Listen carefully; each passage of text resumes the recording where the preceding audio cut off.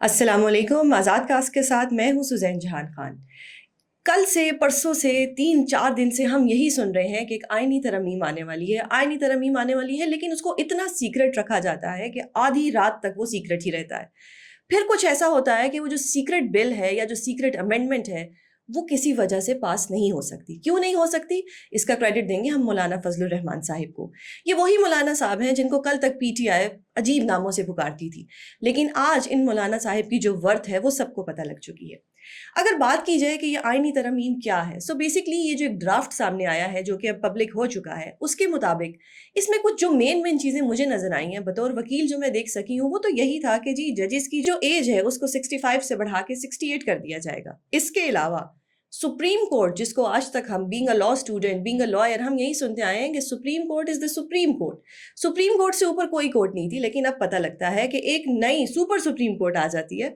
और अब क्या होगा कि वो जो सुपर सुप्रीम कोर्ट है, सुप्रीम कोर्ट के तमाम इख्तियारात उठा के सुपर सुप्रीम कोर्ट को दे दी जाएगी। दूसरी एक बड़े मज़े की बात है जो इसमें देखने को आई है, वो ये है कि जो अब जजेस की अपॉइंटमेंट होगी वो करेंगे हमारे वज़ीर आज़म साहिब।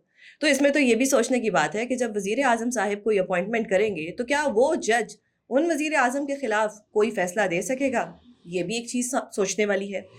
अगर देखा जाए तो ये पर्सन स्पेसिफिक जो है लग रहा है कि किसी एक ख़ास इंसान को या किसी एक ख़ास मन पसंदीदा इंसान को हम लोगों ने शायद कोई एक्सटेंशन देनी है, और अगर एक्सटेंशन हम ना दे सके तो उस मन पसंदीदा इंसान को हमने एक आईनी अदालत बनानी है जो सुपर से भी super super super supreme court है, हमने उनको वहाँ पे एडजस्ट कर देना है।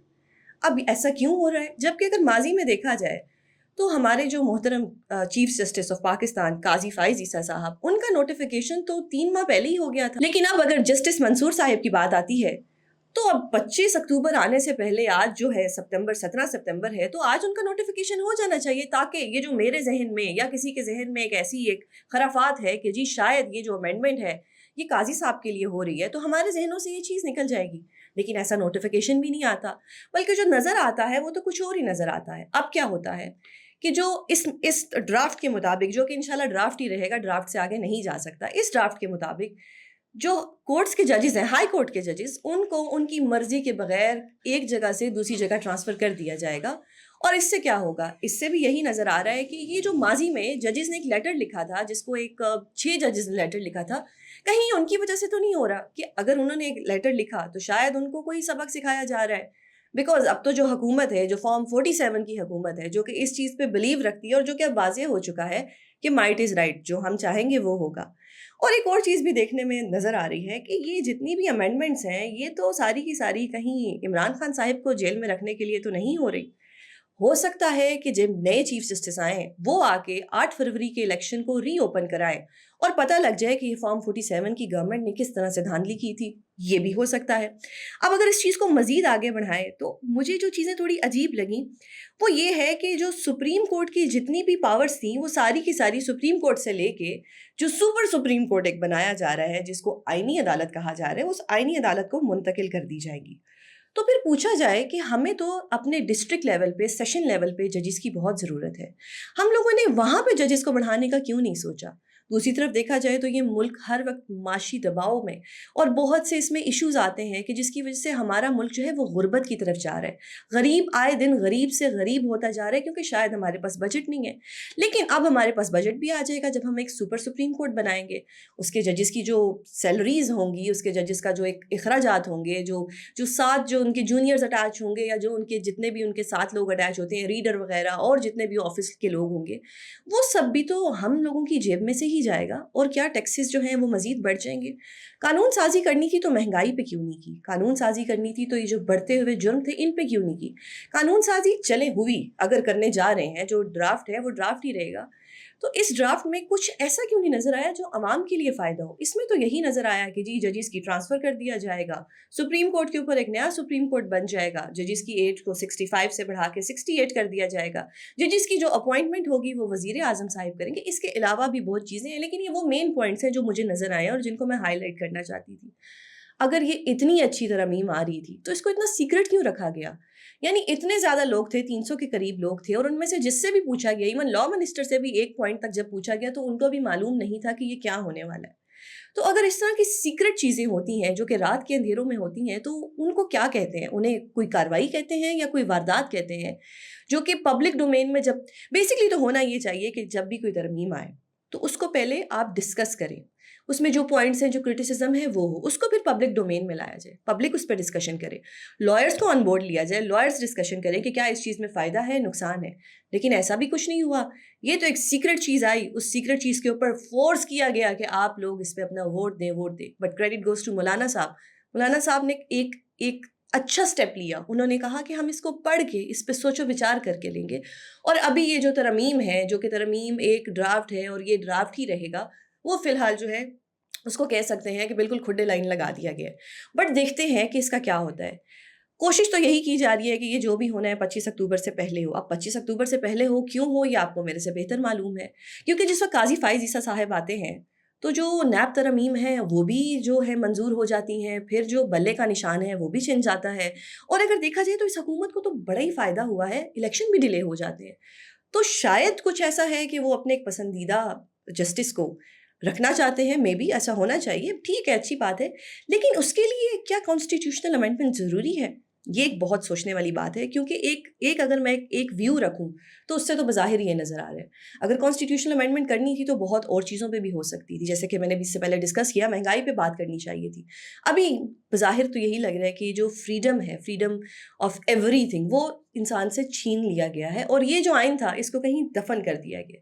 ماضی میں یہ اس آئین کی بہت سی دھجیاں اڑائی گئی ہیں، لیکن اس حد تک اس آئین کی دھجیاں اڑائی جائیں گی یہ آج واضح ہو چکا ہے. ایک اور چیز جو کہ سو موٹو کا جو اختیار تھا وہ بھی سپریم کورٹ سے لے کے جو ایک آئینی عدالت بنائی جا رہی ہے وہ اس کو دیا جا رہا ہے. یعنی کہ سپریم کورٹ کے بالکل ہاتھ پاؤں باندھ دیے گئے ہیں. ایک آئینی عدالت بن جائے گی، یا تو ججز کی ایج میں اضافہ کر دیا جائے گا یا آئینی عدالت بنا دی جائے گی. بٹ کچھ سمجھ نہیں آتا. ٹی وی پہ جو ہم دیکھتے ہیں یا جو ہم میڈیا رپورٹرز کو سنتے ہیں، ہم یہ سنتے ہیں کہ جو ہمارے محترم قاضی فائز عیسیٰ صاحب ہیں وہ کہہ رہے ہیں کہ جی مجھے کوئی ایکسٹینشن نہیں چاہیے. پھر حکومت کے کچھ لوگ ٹی وی پہ آ کے بہت نامور چینلز پہ بیٹھ کے کہتے ہیں کہ جی وہ بالکل کوئی ایکسٹینشن نہیں لے رہے.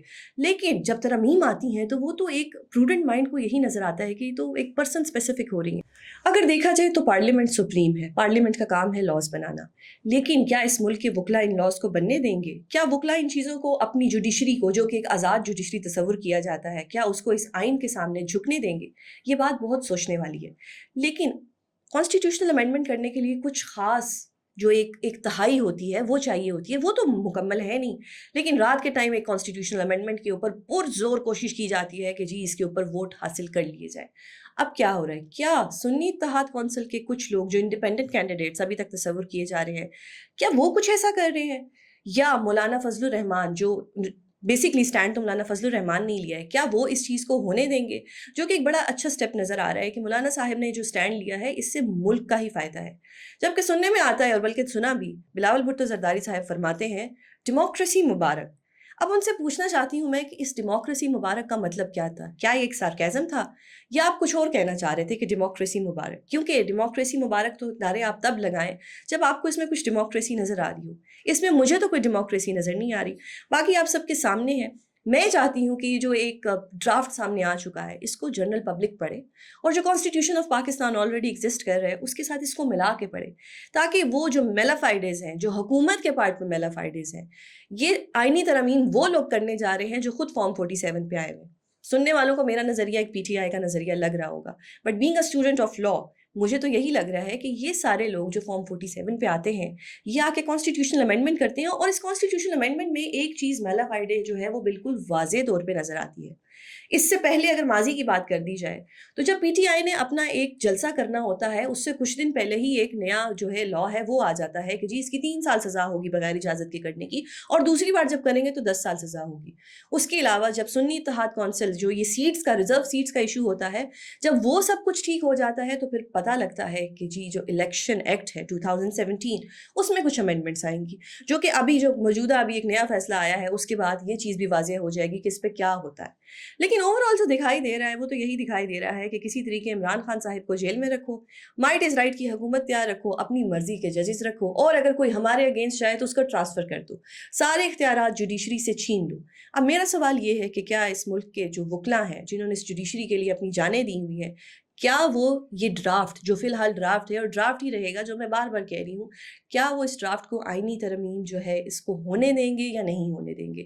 اس کا بھی بہت جلد ہمیں پتہ لگ جائے گا، کیونکہ 19 سپٹمبر کو وکلا نے ایک اپنی کنونشن رکھی ہے جس میں یہ ساری چیزیں ڈسکس ہوں گی.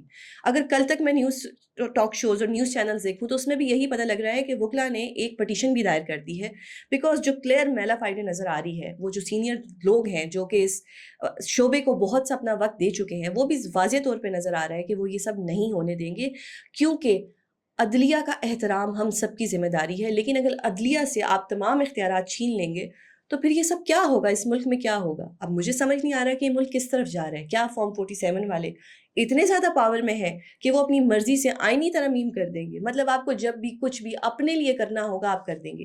ایک اور چیز جو آئینی ترمیم میں نظر آئی کہ جو الیکشن کمیشن آف پاکستان جو ہے اور اس کے جو الیکشن کمشنر ہیں وہ اگر ریٹائر بھی ہو جاتے ہیں تو ان کو ری اپوائنٹ کر لیا جائے گا. کیا اس کا مقصد یہ تو نہیں کہ جو فارم 47 والوں کو مدد دیتے رہے ہیں ہم ان کو ایک کمپنسیٹ کر رہے ہیں کہ جی آپ نے ہماری اتنی ہیلپ کی تو آپ اگر ریٹائر بھی ہو جاتے ہیں تو اتنا تو ہم آپ کے لیے کر دیتے ہیں؟ شاید یہ بھی ہو سکتا ہے، کیونکہ اس کو پڑھنے کے بعد جو نظر آ رہا ہے، جو واضح تاثر نظر آ رہا ہے، وہ تو یہی نظر آ رہا ہے جو میں آپ لوگوں سے ڈسکس کر چکی ہوں. اگر دیکھا جائے تو مولانا فضل الرحمان صاحب کو اپنی ورث اچھے سے پتہ ہے. وہ اگر اس رات تیار ہو جاتے تو شاید یہ جو ایک ڈرافٹ ہے یہ اب تک ہمارے سروں پہ لاگو ہو چکا ہوتا. اور اب جو بھی کرنا ہے، حکومت کے پاس وقت بہت کم ہے، کیونکہ جو بھی کرنا ہے 25 اکتوبر سے پہلے کرنا ہے. اب دیکھتے ہیں کہ کیا یہ 25 اکتوبر سے پہلے ہوتا ہے یا 25 اکتوبر کے بعد، because every day there is a new surprise. ہر دن کوئی نہ کوئی نیا لا آ جاتا ہے، کوئی امینڈمنٹ آ جاتی ہے، کوئی نہ کوئی سرپرائز آ جاتا ہے. بٹ یہ چیز بھی ہے کہ یہ بہت سی چیزیں اس وقت آن ریکارڈ آ چکی ہیں اور یہ بہت واضح ہو چکا ہے کہ یہ کیوں ہو رہا ہے، کس کو فیسیلیٹیٹ کیا جا رہا ہے، کس کو جیل میں رکھنے کی کوشش کی جا رہی ہے، کن ججز سے اختیارات چھیننے کی کوشش کی جا رہی ہے. اب فیصلہ عوام پر ہے کہ وہ ایک بار یہ جو ایک ڈرافٹ آیا ہے اس کو پڑھے اور اس کو سمجھنے کی کوشش کرے اور اوپن مائنڈ سے اس کو پڑھنے کی کوشش کرے. شاید میری باتیں آپ کو تھوڑی پریجوڈس لگ رہی ہوں گی، لیکن جو ایک میں چیز پڑھ کے آئی ہوں اس کو پڑھنے کے بعد تو یہی نظر آ رہا ہے کہ یہ کچھ اور ہی ہونے جا رہا ہے. اب دیکھتے ہیں کہ کیا عدلیہ کی آزادی کس حد تک قائم رہے گی اور کیا اس ملک کے جو وکلا ہیں وہ اس مفروضے کو یا اس کو ایک ترمیم کو آنے دیں گے یا نہیں آنے دیں گے. آپ کے وقت کا بہت شکریہ. اگر آپ کو ہمارا چینل پسند آئے تو اس کو لائک اور سبسکرائب ضرور کیجیے گا. اللہ حافظ.